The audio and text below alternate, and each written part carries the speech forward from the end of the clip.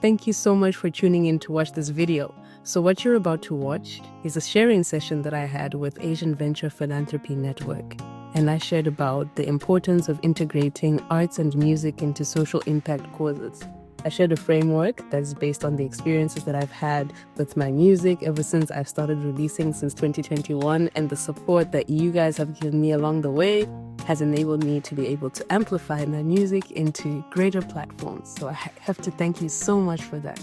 So because the sharing session was internal, I have edited some parts out so that I can maintain the privacy of some of the people who contributed. However, if you want to actually participate in the activities that I shared during the session, please do feel free to take a pause, contribute. You can even comment in the comment section if you would like. Finally, while this is not the first time I have aligned my creative skills with my social impact work, this is the first time I have actually posted about it on my channels.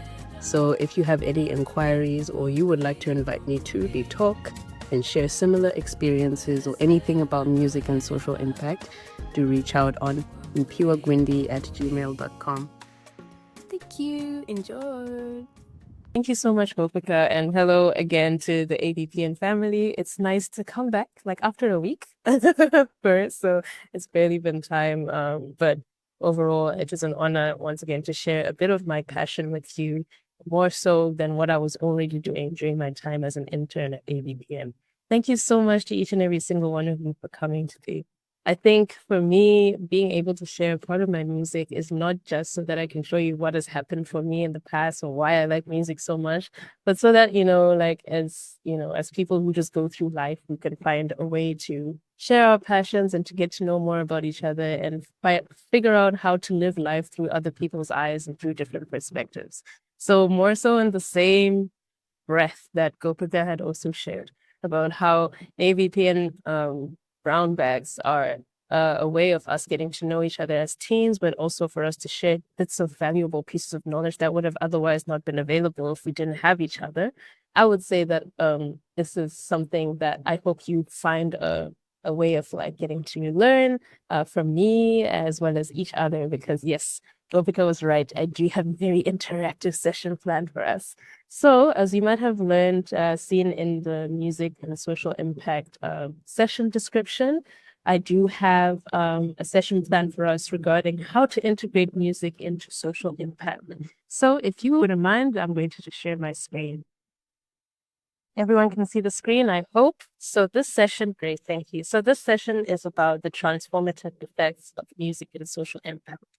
The reason why something like this is important to me is because I have seen it happen firsthand. So I will be speaking to you from how my experience of integrating music into the social impact space has managed to not only amplify the causes that were being furthered in the social impact space, but to also bring forward different types of ways that people can collaborate on a mission together.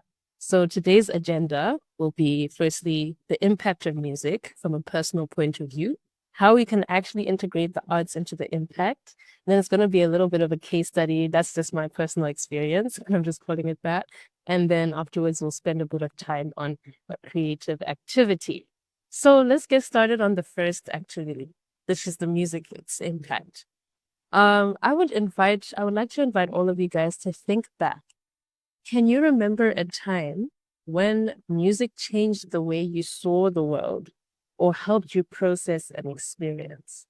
In this case, the music doesn't have to be in the form of a song. It could be just like a certain sound that you really like or something that has stuck with you in the form of a performance, and what was that song or that moment and how did it shape you?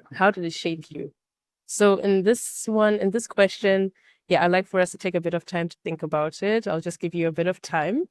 But the main thing is to think about how this piece of sound or how this music helped you to process something or look at life differently.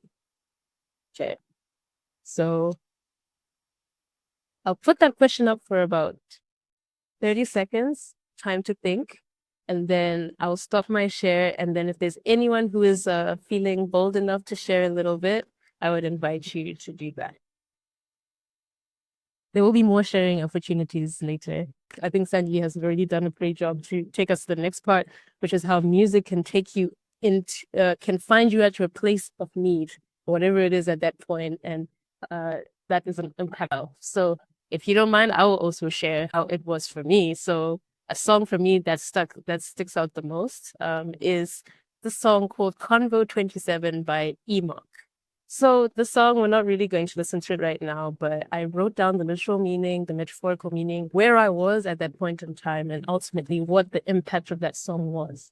So this song, the artist sings about wanting to study history and religion, but others tell him to go out and work or study the US Constitution instead. It's very artistic. He then sings about how in life there are winners and there are losers, and that probably alludes to success and loss in life, failure. The metaphorical meaning of the song is how like the dilemmas that people are faced with sometimes can make people make choices that they might want or might not want to do deep down. But in life, there is neither a right nor a wrong way of living life. When I first heard this song, I remember where I was at that point and why it made an impact is because I had just come out of a surgical operation. And while the operation itself was successful, I didn't feel that successful. I had managed to run an in-person youth leadership camp, which was great. And I also managed to fulfill some telework deliverables that I had at the time. And I felt like I did well in terms of like the duties and the responsibilities I had. But when it came to the end, I felt like I had neglected my health, my emotional well-being, and just my general overall, like, just mind. So listening to that song, when I heard it for the first time, I was like, wow, winners, losers. Okay, I feel like I did well here, but I feel like I haven't done so well here. So how should I feel overall? And listening to that song made me feel comfortable with the nuance of living life.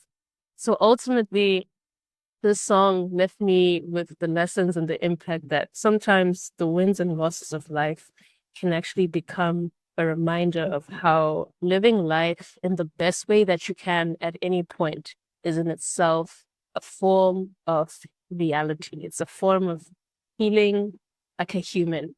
And there's no such thing as complete success or complete failure, but it's just a nuance. And because of that, I became kinder to myself and more grateful for my life. This song made me listen to other Enoch's others convos, and then it also it made me like find out what inspired Enoch to write in particular the song. And also I started listening to more of his songs, and those songs also propagated the same meaning of how things are just, that's life. And I think it was very impactful for me.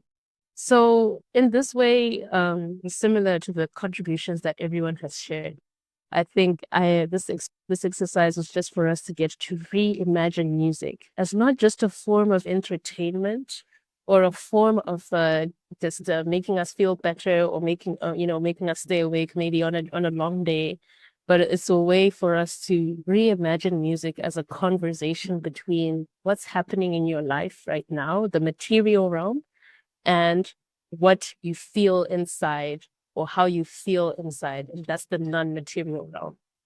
So if we reimagine music as a means of impacting your emotional landscape, your mood, and all of that, that means music in itself is also a means of impact. So I hope with this, we can now start to reimagine songs and anything really just as arts related, not just music, as a conversation between something that is before our eyes, but then can also impact the things that are not really in front of our eyes. So because we see that music is a means of also some type of impact, we can actually see that we can integrate arts into social impact as well. So before I get into like my case study, I actually wanted to show you guys a sort of framework and how the arts in itself, music, can also be put into social impact. And it requires not only like, it's almost like a fleshing out of the exercise that we've just done, right, just now, where you hear a song and you're like, oh, this takes me back to when I was young. This takes me back to my rebellious days. This takes me back to how beautiful the trumpet was sounding.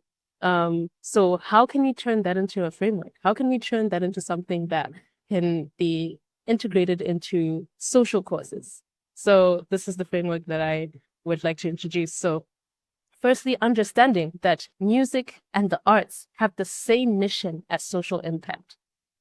And why do we say that? It's because music and art are both emotional and both material and non-material. There is material and non-material resonance, and there's also awareness alignment.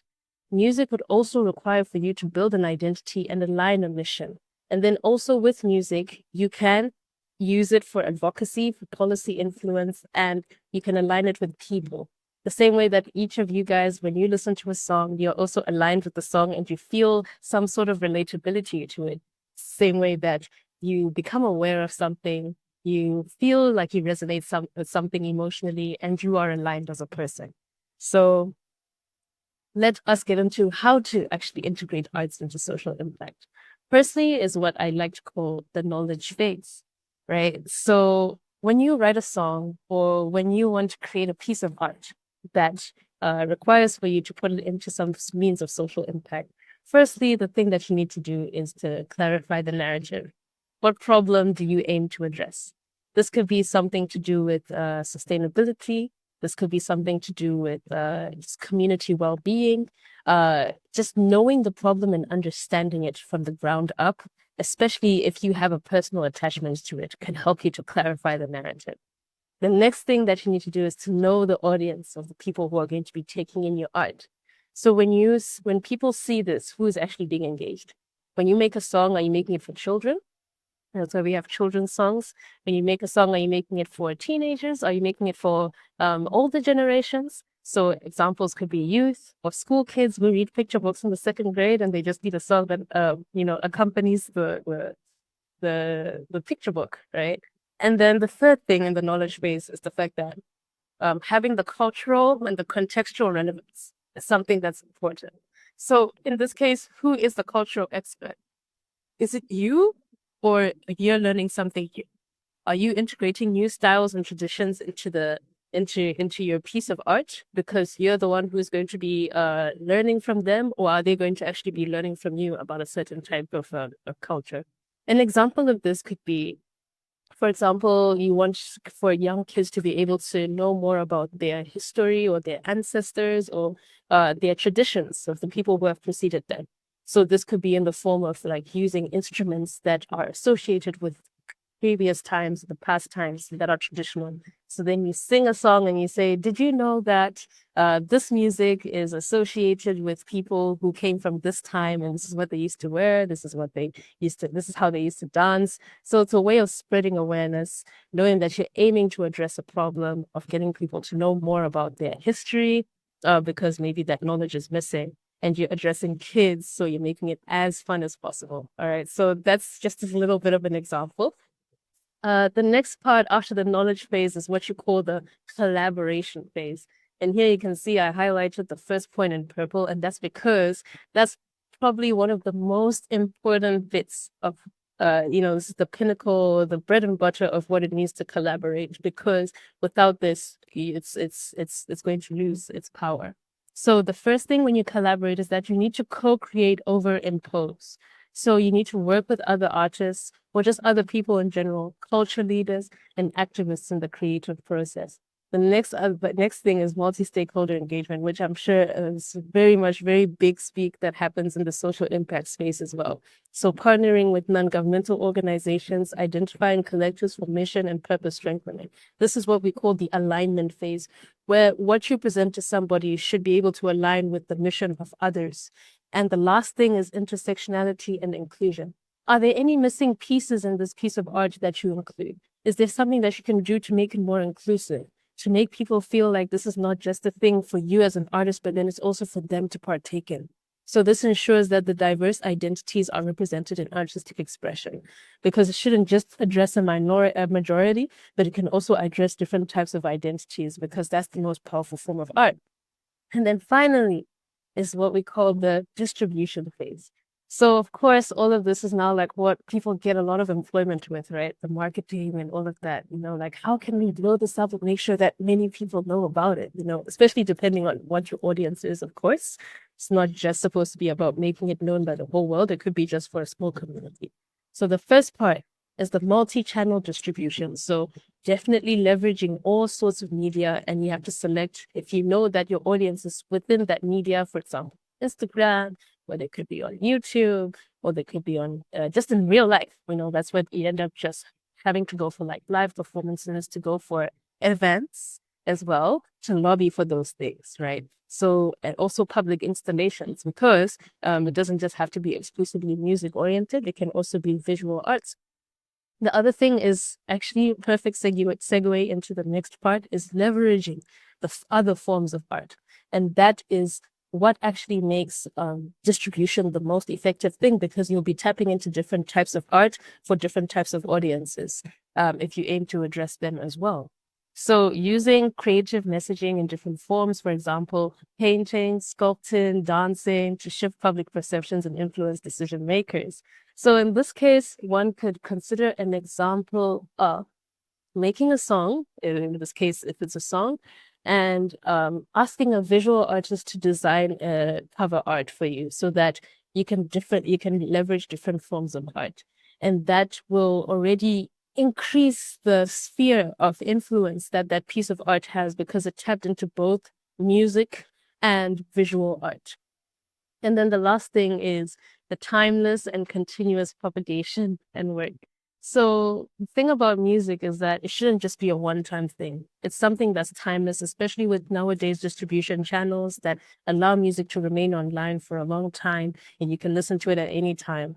The main thing is that as an artist who wants to create art for social impact, you need to be able to create pieces and develop long-term campaigns rather than one-off artistic interventions. This shows that art in itself is a sustainable practice that can be integrated into social impact and continue to engage audiences that you want to address. So overall, we've got the three approaches: the knowledge phase, the collaboration phase, and then finally the distribution phase. This is how you create a piece of art and integrate it into any type of impact that you want to include. Now, I know I was speaking a lot in abstract, and I did bring in a few examples here and there, but then the next part is now the case study that I would like for us to bring in as a way of how I did it. So just a bit of background before I played the piece of music over here. For some of you who might know, I was invited to perform at the United Nations Food and Agricultural Organization headquarters in Italy in 2023 and in 2024. In addition to playing my own personal music, I was asked to write an anthem for their flagship event, which is called the World Food Forum.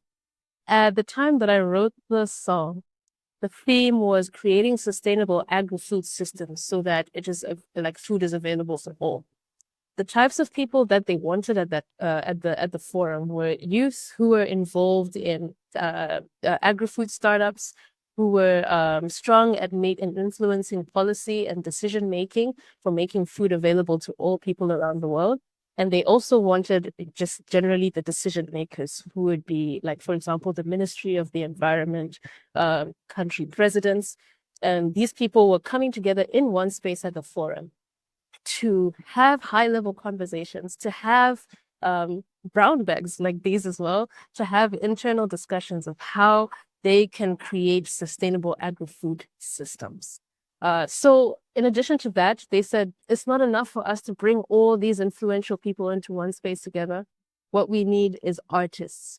The same way that they describe farmers as the artists of the world, they said we actually need fine artists, musical artists, so that we can create not only just like cultural moments, but then to also show how they can contribute to the mission by making messages that influence people to understand what the problem is that they want to address. This is the anthem that I wrote, and the anthem is about youth unity. It's about sustainable agri-food systems as well. And it's just about the power of coming together in one place. So I'm going to play this, and then I'll also have the lyrics.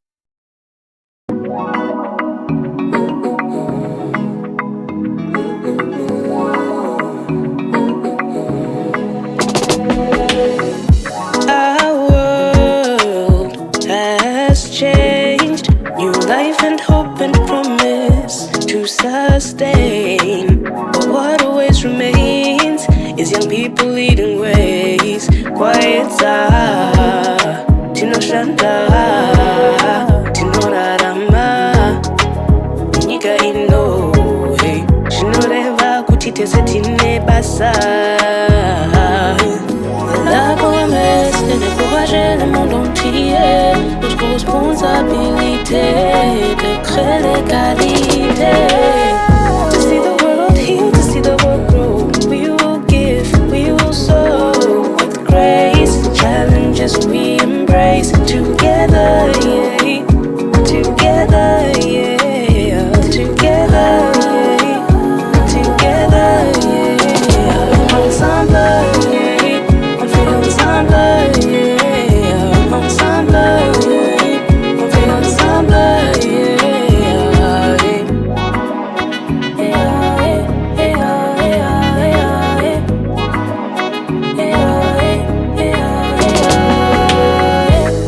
In harder times, we break the chain and unify. Pamochete tino kunda, tikabatana tino budirira, tiribadikia si tino kwanisa. Kamuzivi kutitiribantu benyasha. To see the world heal, to see the world grow, we will give, we will sow with grace. Challenges we embrace together, yeah. Together, yeah. Insieme, insieme, yeah. Ensemble, yeah. On fait ensemble, yeah. Insieme, insieme, yeah. Together, yeah. Together, yeah. Ensemble, yeah. Je veux que tout le monde grandisse. We also want to see a world that's advancing sustainably, inclusively. C'est là le métier qui est nous avons aussi nous irons yedu. Et chaque jour, nous le ferons ensemble. Okay. Thank you so much. Well, look, whenever I play my music, the main thing that I always say is, whenever you stream me, thank you for the coins. So thank you as well for the opportunity for me to stream myself, so I can give myself the coins. But overall, I really hope that like with the message that I had said before, also managed to communicate like what I was doing here. As I said, they invited me to make a song on sustainable agri-food systems, but then also to say that this is a people problem. This is something that youth can participate in and make it relatable. So I would reflect on this process as well. But just before I get into the reflection, I do have multiple languages in here, which is very intentional. So I want to just quickly translate those for you. So in addition to the English over here, Kwayedza Chinoshanda means that it is now bright out, like the sun has risen, and we shall work. We live in a world, Chinodara Mamnikaino, which means we live in a world, in this world. And this means that all of us have a job, right? And then here is French. And for people who might not know French, this part just says the promise is just for us to encourage the world, and our responsibility is to create equality. And ensemble just means together in French as well. We'll do it together. And then over here, almost finally, is that which means that all together we can overcome. And if we come together, we will succeed. We are small people, like we are young. That's what I meant to say here. We are small people, but we are able. Don't you know that we are people who function with grace? Right. And then lastly, in this part where I speak here, is I just say, I would like for the whole world to heal. We also want to see a world that's advancing sustainably and inclusively. And as young people, we can uplift our world. And each day we shall do that together. Right. So the main thing was just the aspect of unity, doing it together, and making sure that it's sustainable.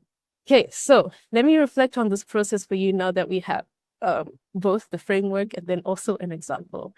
In my knowledge phase, the first thing that I ask myself is, who do I want to address, right? So I need to clarify my narrative. When I was clarifying my narrative, I said, okay, firstly, I want to sing to the whole world. So that is also what informed me using as many languages as I could have at that point. It is a 2-minute song, so I couldn't use every single language, otherwise the meaning would be lost.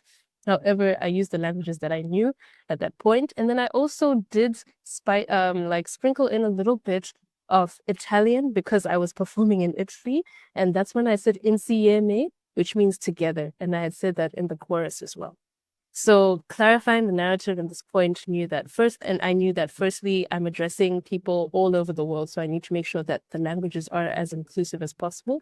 But then also regarding the content of the music, if I tell someone on face value that, yes, I am writing an anthem on sustainable agri-food systems, they'll be like, okay, that just sounds like it's going to be very boring. How do you make that sound as fun as possible? But the good thing is that I also had a focus of how this relates to people.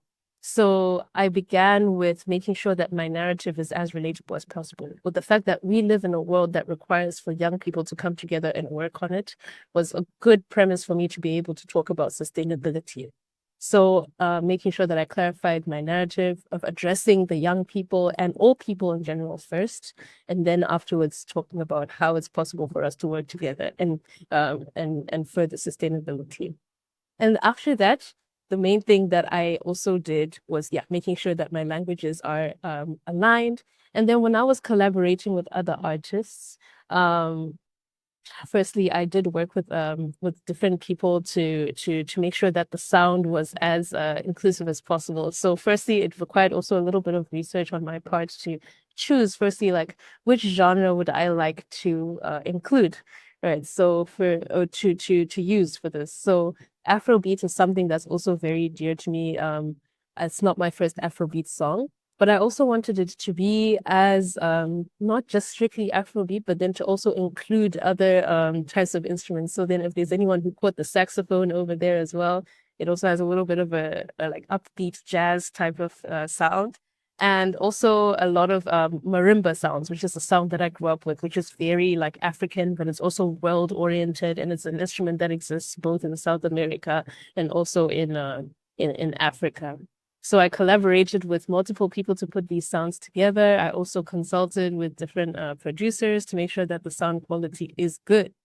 And also, especially with the Italian, because I don't know any Italian preliminarily, I ended up asking the people that I was working with, some other artists that I was working with at the World Food Forum, what can I include that's Italian over here? And they said, we can actually put NCMA, and it worked because the rhythm is correct. It goes, the syllables will fall very well into the chorus.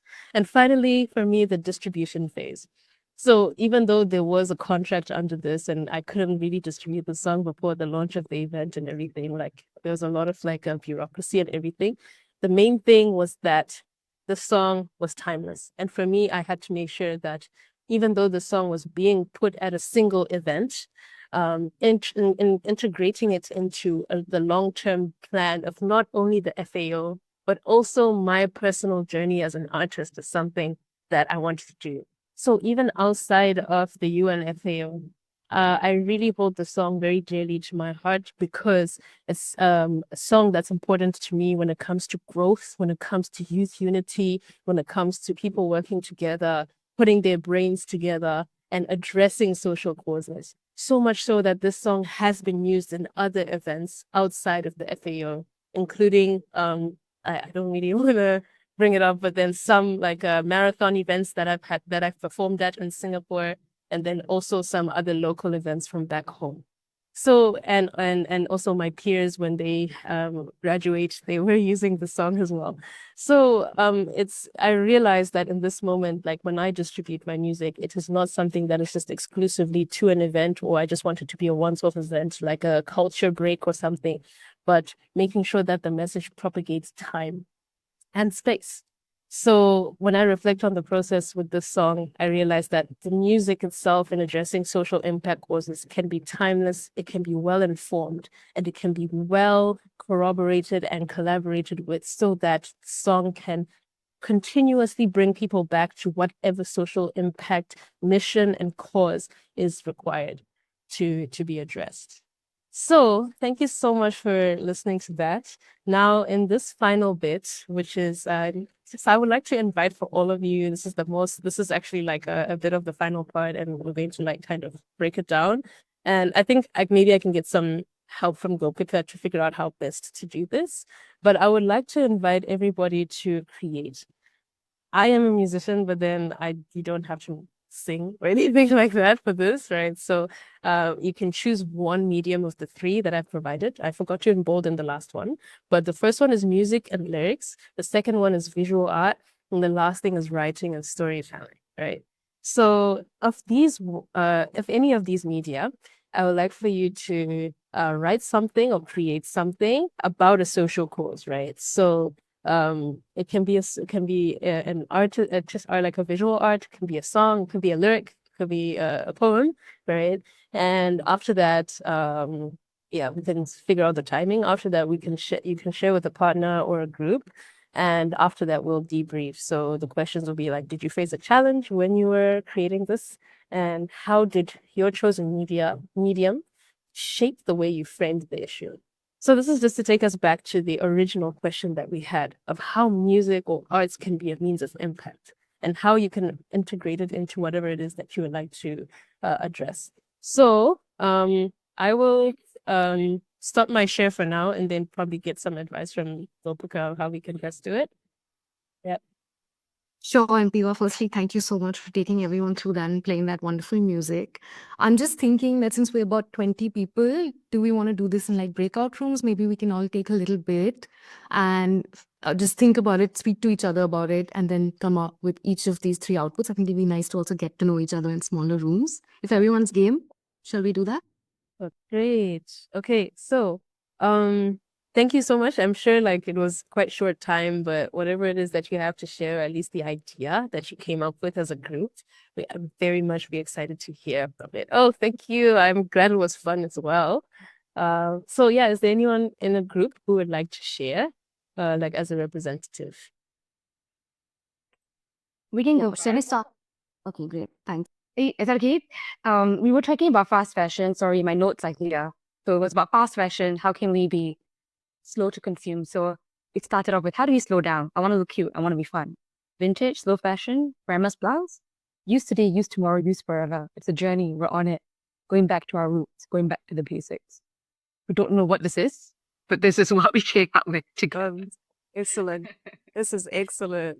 This is amazing poetry. Yeah, 100%. This is perfect. I think, I love the fact that, like, I'm not a poet. Let me not even say anything, like, as if I'm giving feedback. But for me, what would draw me to it is the part, like, when you say, like, fast fashion, slow fashion, grandma's blouse. Like, the grandma's blouse part is very visual. And, like, we're like, oh, yeah, this is an aesthetic. This is something we can do, like, vintage. So, yeah, very stylish. Yeah, very good. Yeah, thank you so much. Great poem.